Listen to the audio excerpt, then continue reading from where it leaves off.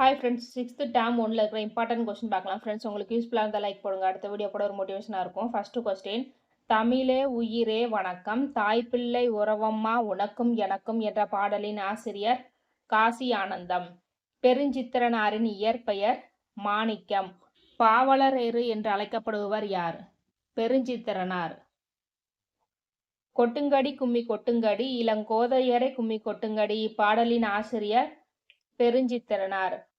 தமிழ் என்ற சொல் இடம்பெற்றுள்ள நூல் தொல்காப்பியம். தமிழ்நாடு என்ற சொல் இடம்பெற்றுள்ள நூல் சிலப்பதிகாரம். தமிழன் என்ற சொல் இடம்பெற்றுள்ள நூல் அப்பர் தேவாரம். தமிழன் கிளவியும் அதனோடற்ற என்ற பாடல் வரிகள் இடம்பெற்றுள்ள நூல் தொல்காப்பியம்.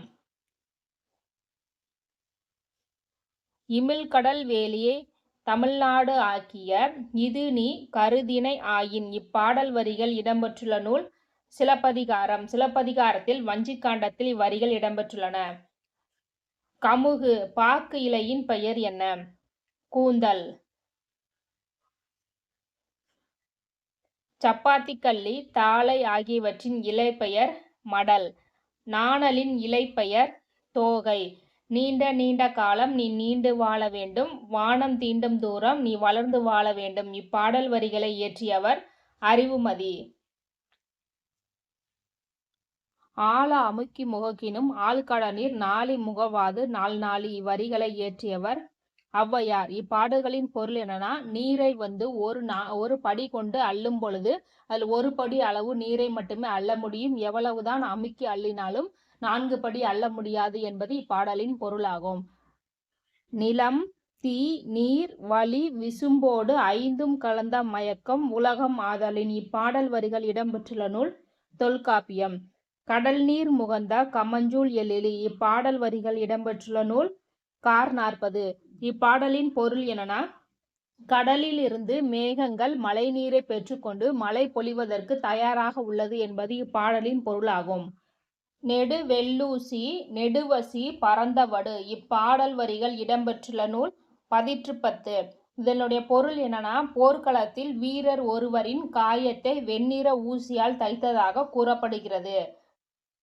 கோட்சுரா எரிந்தன சுருங்கிய நரம்பின் முடிமுதிர் பரதவர் இப்பாடல் வரிகள் இடம்பெற்றுள்ள நூல் நற்றிணை.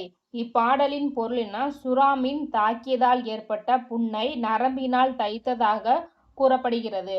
நெக்ஸ்ட் கொஸ்டின்,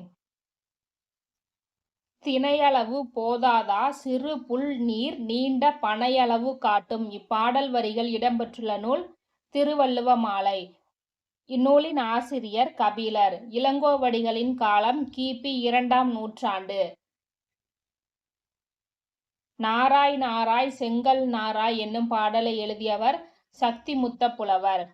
தென் திசை குமரி ஆடி வடதிசைக்கு ஏகுவீராயின் இப்பாடல் வரிகளை இயற்றியவர் சக்திமுத்த புலவர். பறவைகள் வலசை புகுதல் பற்றி இப்பாடல் கூறுகிறது. இந்தியாவின் பறவை மனிதர் என்று அழைக்கப்படுபவர் டாக்டர் சலீம் அலி. சிட்டுக்குருவியின் வீழ்ச்சி என்ற நூலின் ஆசிரியர் டாக்டர் சலீம் அலி. மனிதன் இல்லாத உலகில் பறவைகள் வாழ முடியும், பறவைகள் இல்லாத உலகில் மனிதன் வாழ முடியாது என்று கூறியவர் டாக்டர் சலீம் அலி. பறவைகள் பற்றிய படிப்பு ஆர்த்தனாலஜி. உலக சிட்டுக்குருவிகள் தினம் மார்ச் 20. கிழவனும் கடலும் என்ற ஆங்கில புதினத்தின் ஆசிரியர் எர்னஸ்ட் ஹெமிங்வே. கிழவனும் கடலும் என்ற நூல் நோபல் பரிசு பெற்ற ஆண்டு 1954. எழுத்து எத்தனை வகைப்படும்? 2. அவை என்ன? முதல் எழுத்து சார்பெழுத்து என 2 வகைப்படும். சார்பெழுத்துக்கள் எத்தனை வகைப்படும்?